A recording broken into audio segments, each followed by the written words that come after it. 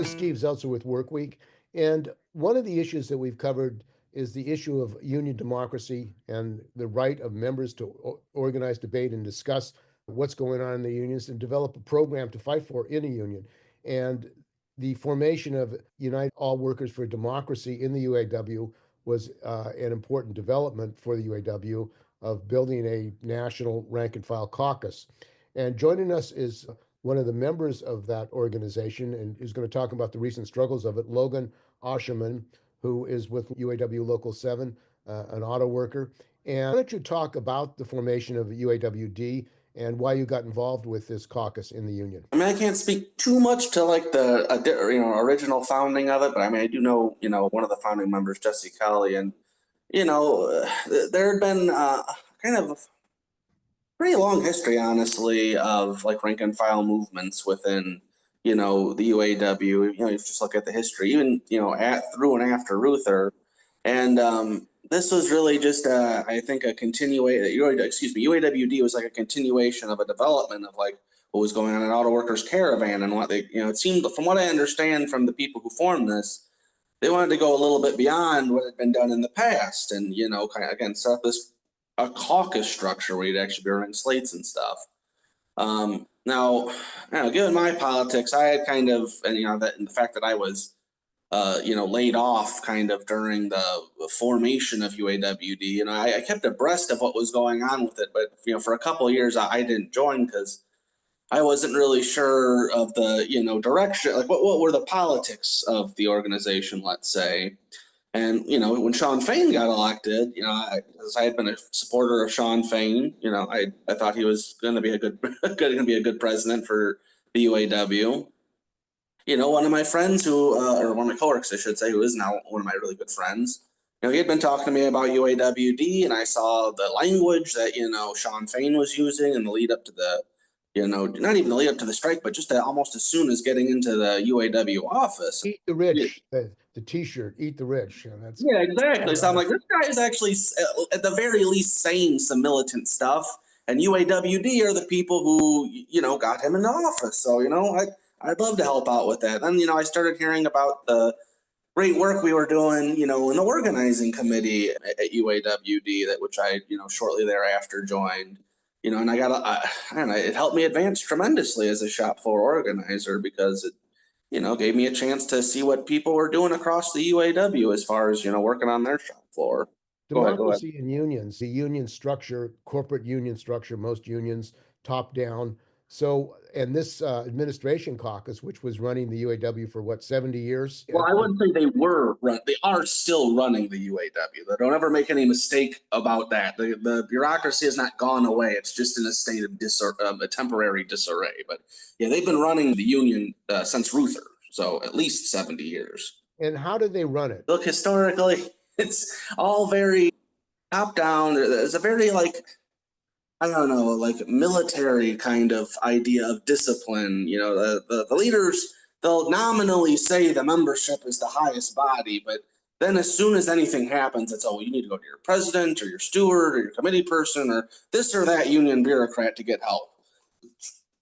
And it's really just all about, putting a damper on worker activity at the end of the day and perpetuating a kind of stagnant bureaucratic caste.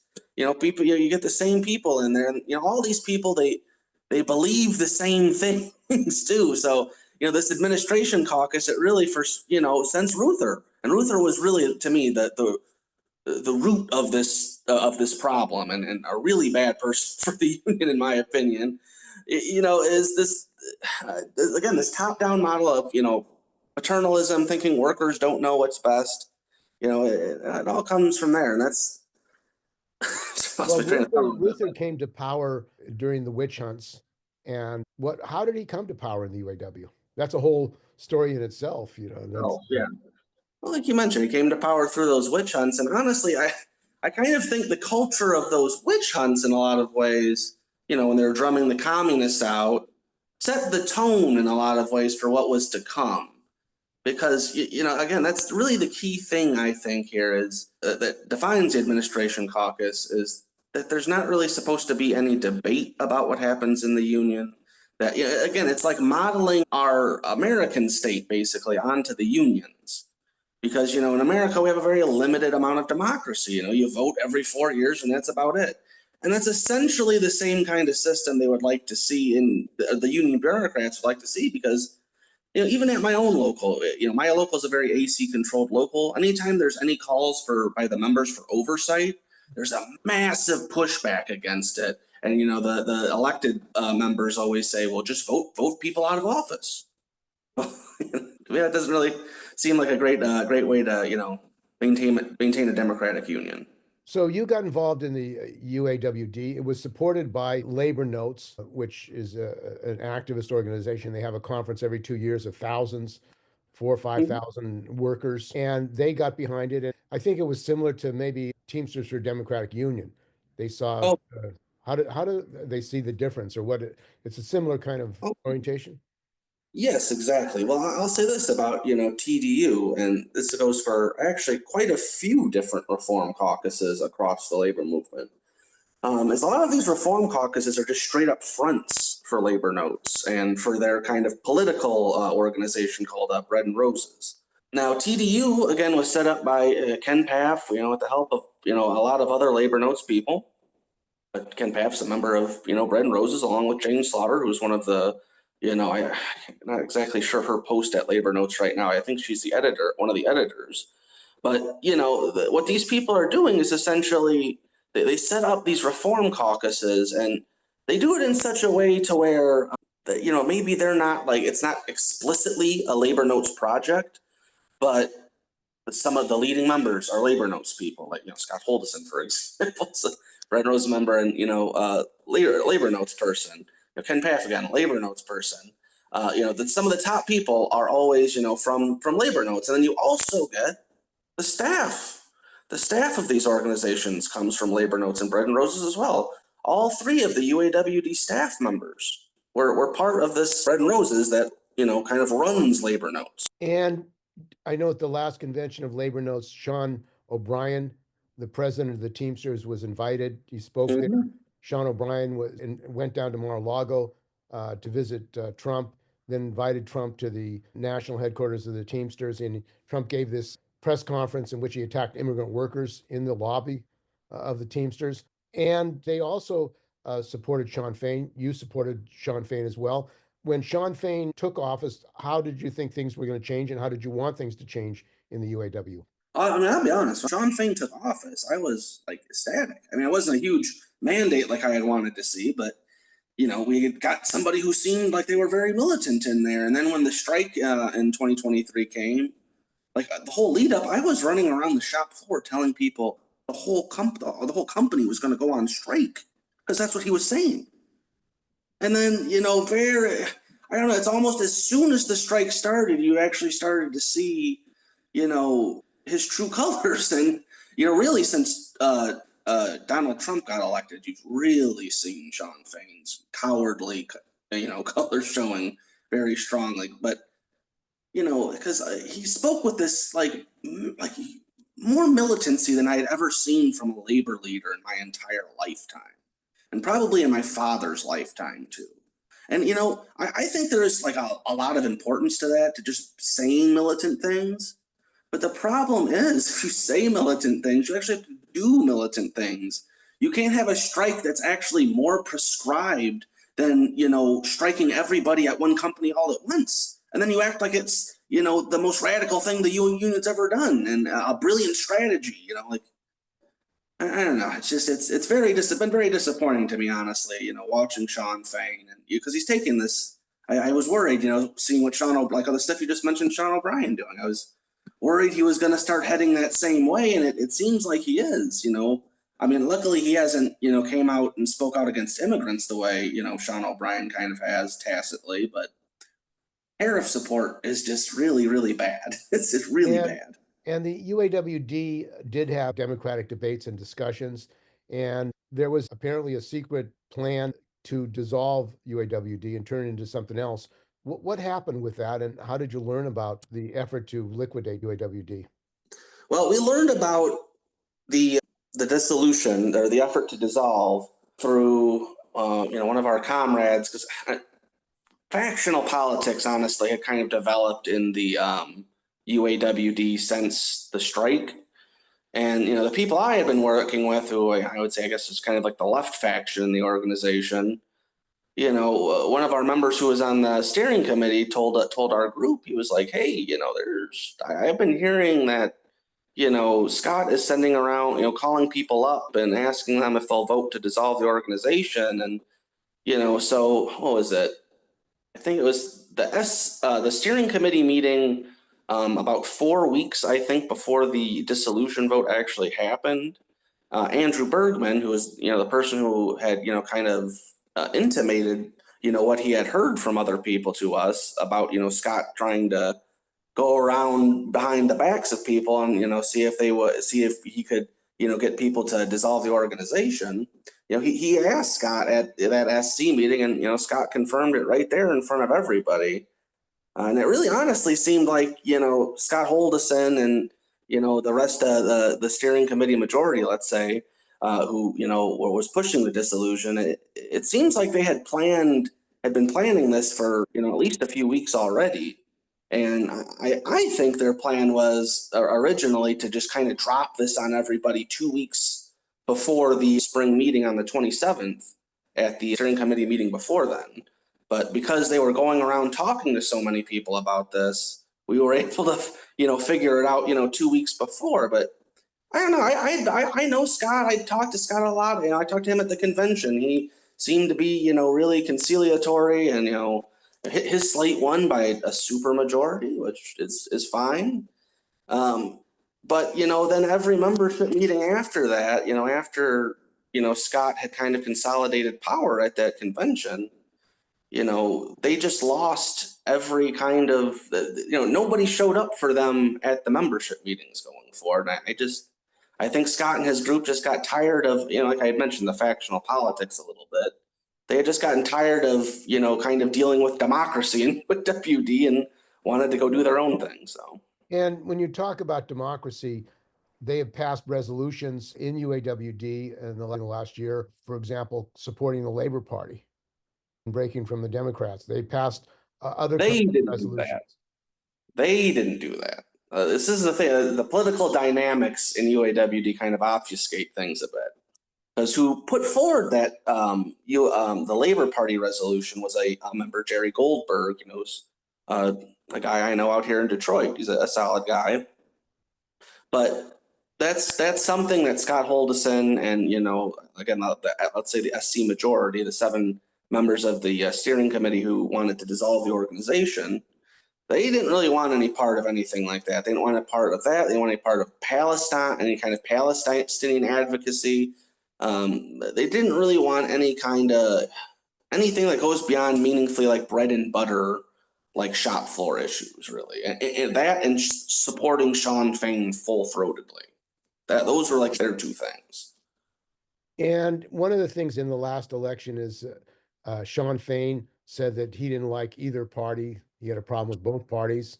Apparently, that unhappiness with both parties did not continue with let's have our own party, a Labor Party. And now he's basically supporting the trade war, Trump's trade war. I don't think the Republican Party has ever been so unified. It's become a much bigger party. We're winning the labor vote. We won the Teamsters. We won votes that look how well we did with the automakers. And by the way, the president of the automakers is now my biggest fan. He said, PJ tariffs, you know how many auto plants are being built now in this country because of the tariffs? 3 just announced yesterday that they're building. There's a revolution going on, a positive one in our country, and I love it, and we're doing really well. Were you surprised by how quickly he flipped from fighting the corporations and now joining Trump's effort to have a trade war with Canada and Mexico? Well, since he's gotten office, I've read quite a bit more labor history since he got elected. So I'll say no, I'm not very surprised by that, because what he's doing is just like a classic of union bureaucracy. It's okay, we'll talk really militant because we want these people to win, but when those people lose, we'll just line up behind this other. Because what they are is Shawn Fein is a political opportunist. He's going to go wherever way he sees the wind blowing. that to me, that's the long and the short of this whole, Trump's a scab, but oh, now I actually like the Trump trade policy, bullshit that's going on. And he also said he was for internationalism. He was against the attack on immigrants. Yet, in relationship to this trade war, I mean, apparently he didn't contact the Mexican auto workers, GM, Ford workers in Mexico. He didn't contact the Canadian auto workers, GM and Ford in Canada. What does that say about internationalism and the need to unite workers who are working for the same multinational and link up internationally? Yeah, again, to him, it's just like an empty phrase, because that's my thing. If there's a tariff policy getting, proposed in America, you'd think as a union leader, like you said, what you would do is you go, well, let me reach out to the Canadian and Mexican, unions and see if we can figure out how to fight this together on an internationalist basis. But it's like Farrell Dobbs says, unions are international insofar as they might have a couple branches outside of the US, but doesn't imply any kind of internationalist analysis, unfortunately. Well, one of the things the labor notes, Jane Slaughter, and those forces that wanted to dissolve UAWD said was that the academics had taken over, that UAWD was run by the academics, and that's really the reason that it should be shut down. Do you buy that argument? No, it's false. It's just like utterly and completely false. Most of the work that was being done in UAWD was being done like in the organizing committee, and that was mostly manufacturing workers. So I don't this whole thing. There was too much focus on higher ed. It's just a complete like lie, and honestly it's like a weird vulgarization of like the Marxist class analysis, like where they're trying to say like, oh well, these workers, these legal aid workers, they're not workers like you manufacturing workers are. And while I think there is some truth to that, these people do still have a boss, and they're pushing for things that are Palestine, for example. I was kind of like the big one. Is that not something workers should be concerned about? I'm sorry, like that's something the union should be talking about. So to pretend like it's just like the hobby horse of a bunch of aloof academics is just insane to me, and insulting to me as a worker too. I did a lot of work as a manufacturing worker in UAWD with a lot of other manufacturing workers. So to say that it became like controlled by higher ed, to me, again, is just insulting and ridiculous. And of course, our tax dollars are paying for the genocide in Gaza, and these Precisely. billions of dollars.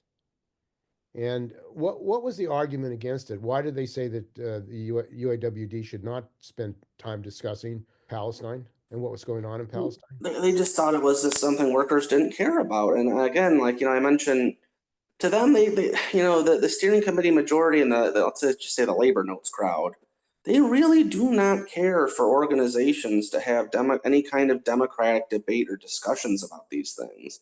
They would rather, that the steering committee put out a statement or a communication to the membership, and that's about it. I talked with one of the founding members of Labor Notes, and she straight up told me, she thinks it's more democratic for organizations like UAWD to only have one decision-making meeting a year and have the rest of it decided basically by the steering committee. So that kind of tells you about what these people think about, again, internal discussions, even about something that I don't think would really be isn't that contentious, genocide in Palestine. Even that they don't want to have some simple discussions about. It's very, very strange. I find it hard to parse myself. And of course, business unionism is dominant in the trade unions in this country. I mean, the witch hunt in the 50s led to the destruction of kind of independent militant unions, and they've been corporatized. Is there a concern among workers and yourself and others about the rise of fascism and the danger of a fascist government in the United States? Well, I mean, I would say right now we're living through a moment of like growing incipient fascism, where I think we're in like a really critical moment for that. Now, I struggle to call Trump like in really like I guess a really hard academic way like fascist, or what we're seeing is a fascist movement. But what we're seeing is like, let's say, like an embryonic form of a fascist movement, because in some aspects, the Trump movement, it has like aspects of a mass movement to it with, you know, the draw, but it's still not able to reach much more than the most backwards elements of, you know, the middle class, let's say. Most of the middle class is still very much against Trumpism. And, you know, I think that could change, you know, with a smarter, you know, leader, somebody who's even more well, you know, Trump has an animal charisma to him, but he's not a very, very good speaker on the whole.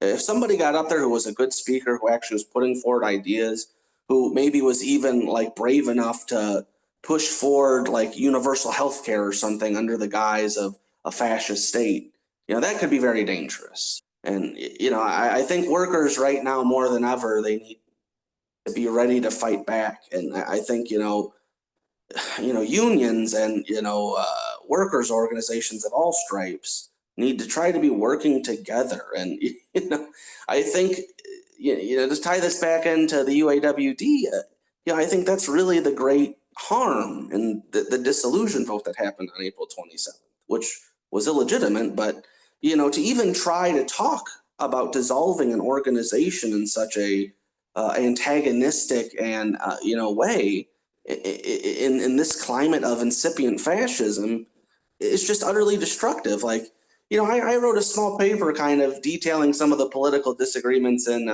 UAWD, I think around December or something. But, you know, my whole thing is that the debate was good. There should have been more debate. Maybe we could have decided democratically that we couldn't work together, you know, in the way we were working together in UAWD, without blowing up the whole organization and having to, you know, not start from scratch, but, you know, we've taken a step back, have to take a step back essentially. You know, it could have been a constructive split instead of a destructive one.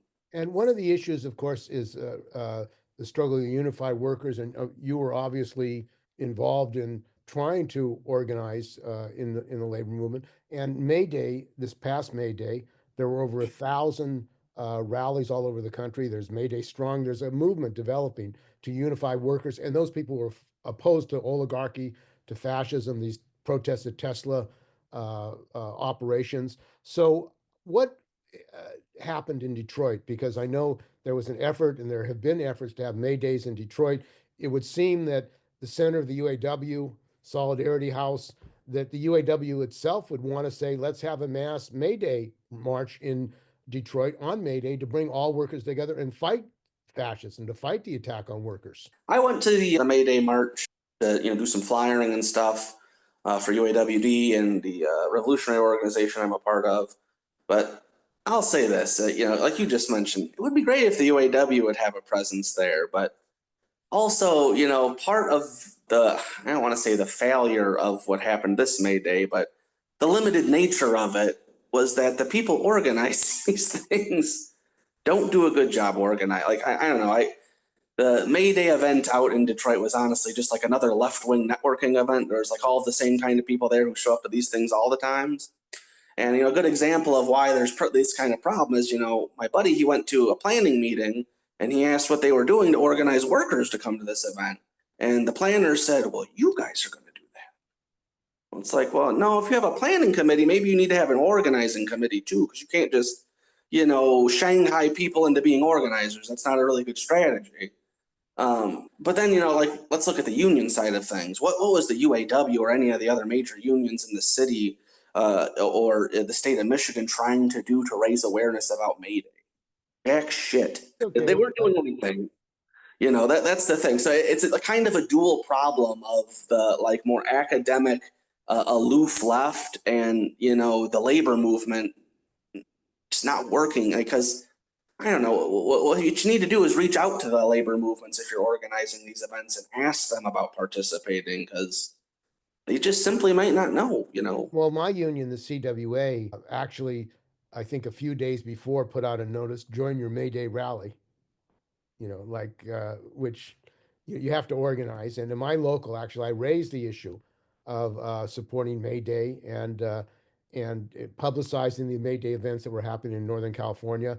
And the day before, they put out a notice, or the same day, there are going to be May Day events. but there was no effort to say, let's all go out. Journalists are under attack. The NLRB, they're trying to destroy any kind of, protection for workers, even though it's not enforced, a lot of the labor laws. But there's a fear of really mobilizing and bringing all workers together, which is what May Day should do. In this country and internationally, we're facing the same attacks: privatization, union busting, repression, wars. Yet there's a fear, I think, of the unions to really mobilize the rank and file. You find that in your union work, where the unions really don't want to mobilize members and have a debate and discussion where they can actually come together politically. Well, I mean, that's kind of the key crisis of the labor movement right now is, this, what you're speaking to is that crisis of leadership. And it's something that's affected, the labor movement really since like the time of the AFL, it just, the leaders don't, I feel like right now in particular too, the labor movement, so for the last 4 decades has felt that, they're under the heavy hand of capital, and that, they can't push back too much because they think capital itself is in like a bad position globally, at least American capital is. So, they feel like damned if they do, damned if they don't. And, like you said, the real key, though, is to activate the rank and file, to call people out, and not just call out the rank and file of your own union, call out other unions, and call out representative, unions. Kind of take this back to the 2023 strike.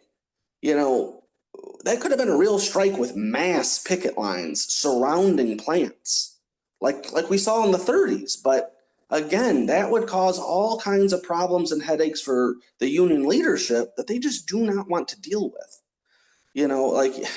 I don't know. It's a strange thing. You see all this militancy in the 30s when the unions were getting formed, but now that the unions are here, they've just kind of been slowly degrading since then because of their lack of rank and file activity. And really, that would revitalize the unions more than anything would be a mass strike wave, And of course, the way that the unions were built, as you say, in the 1930s, was mass mobilization, occupations, general strikes, the Teamster general strike in Minneapolis, the San Francisco general strike. And yet that seems like at this time, how you're going to organize Amazon, you're going to organize Walmart is by mass, and you're going to organize the South is by mass mobilization of workers. Mm-hmm. Is that how you see organizing taking place as they shut down any kind of governmental operation with elections and that kind of thing to organize? I think that's one key part of it is people seeing other people in the streets, people seeing people fight, when people see other people fight back, they want to fight back too. That was a big impetus for people to join unions in the 30s was they were like, oh, you guys are fighting back. I want to fight. There's stories of unions getting calls from people just being like, hey, we all just went on strike and we want to join your union. Like, what do we do? And, because people were just that excited to fight. Now, there's no impetus to form the unions. The unions are already formed. The bureaucrats are already in their position. So there's no impetus for them to fight back anymore because honestly, I think the way they see it, these union bureaucrats is if they, push the membership towards this mass action, which would almost certainly be illegal, which would almost certainly see court injunctions, that's only going to cause problems for them and that they're better off maintaining their position in the bureaucracy because they think that somehow benefits workers when it only benefits them. That they're better maintaining that position instead of leading, a mass fight. And the threat of a coup d'etat, a martial law, a Reichstag effort to impose martial law, is that a danger in this country? I honestly think that's less likely. What I think is, you're talking about a coup d'etat that installs like Trump, right? I think what's honestly a coup d'etat that's more likely is one that removes him from power. Because I could see him undermining, capital in such a way that somebody, talks to a general and you wake up one day and the general's saying, welcome to the new American century, we're going to suspend the Constitution for a couple of years here and then we'll have some elections and things are going to start over again. But I don't know. It's hard to tell. It's all that to me is something that is really up in the air because, Trump is making a lot of moves in the military with the military brass and the military bureaucracy. So if he is able to, get those guys on his side in a really substantial way, then we might see something like a Reichstag fire incident if things get bad enough. But I just don't know that he's been able to consolidate power enough or build up respect amongst the military brass in such a way that they would, because I don't know, the military brass in this country too, they have a very, let's say, ideological, almost theocratic view of the Constitution, or theological view, I should say, of the Constitution and the founding and, all of these, principles on which the country was supposedly founded. So I don't think there's a big, there's a respect for American institutions, I guess is what I'm trying to say in the military. And I don't think the military is going to be hot to tear those down unless they feel like they're under attack. That's kind of my analysis, I'd say. So in regard to UAWD, they did vote to dissolve. Apparently some people were prevented from voting, and there wasn't a democratic vote according to the people who wanted to keep UAWD going. What is the plan now in relationship to UAWD? I just want to say something about the vote real quick before I move on to that, though, just to emphasize how crazy it was. I don't know how many people are familiar with Robert's Rules of Order, but one of the key things of Robert's Rules of Order is being able to speak up at any time and get the chair's attention. One of the things they did almost as soon as the meeting opened, and every UAWD meeting has opened with a bunch of background noise and people off of mute. But what they did as soon as they heard that is our staff member, Becca, said, hey, there's a bunch of people off mute and there's a lot of noise. And somebody in the chat suggested that we mute everybody, and it got some likes. And then Scott just said, yeah, go ahead and do that. And then for the rest of the meeting, everybody was muted. You couldn't make points of order. Select people were given the chance to come off of mute. It was like one of the most ridiculous stitch-ups I've ever seen in my life as a union man. As somebody who's in an AC controlled, local, I don't even think my local leadership would do what Scott Holdison and his crew on the steering committee did at that meeting. It went so far beyond any norms. But that said, I do want to say talk about the future though too, because that is the key thing here. There's a group of us, who have been trying to maintain the caucus because, that vote was just very clearly illegitimate, and, you can't, it's not valid in any way, shape, or form. So we're trying to maintain the caucus under the name UAWD. We're in the process, I would say, of kind of reconstituting it along what we're calling, a class struggle kind of line. So, we really want to be a caucus that is, pushing workers to fight back on the shop floor and pushing the rank and file to hold their leadership to account and be the real, body, the action body in the union, because, that's what we think is really, really key here, and it's been missing from union politics, for a long time, is this a class analysis and understanding that, this is my understanding though, but there are two fundamental classes in society. There are, people who work, and there are bosses. And, those two classes are in fundamental struggle with each other. And, we need to, maintain class solidarity and push that class struggle forward to the benefit of the working class. And I think that's the kind of, that's why I'm really excited for what the future here, because this is why I was kind of skittish about UAWD in the first place, is because they didn't really seem to have any kind of class analysis or anything that really went beyond mere trade unionism. This is what I think this project really is going to be. It's going beyond mere trade unionism, talking about a labor party in a meaningful way, and political independence from workers, talking about pushing back against the bureaucracy, and being critical of the bureaucracy, not just being a lapdog for it. And that to me, that's really the key thing. It's because that's one of the big projects we want to start upon relaunch is what we're calling right now a class struggle publication. So this would just be something that would go around the entire UAW, as wherever we have people.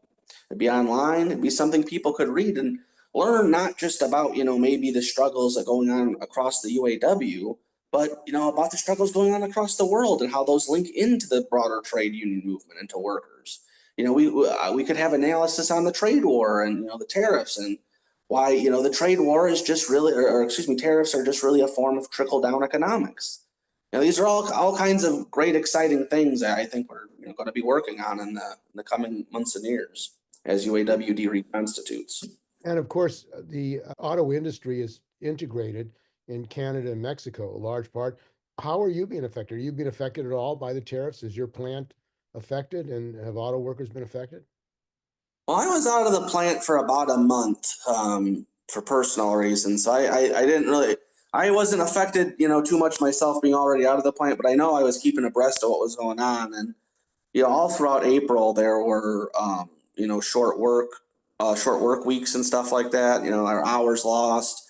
Now, not at I work at a plant that makes two of the higher selling vehicles in North America, the Cherokee, a Grand Cherokee and the Durango.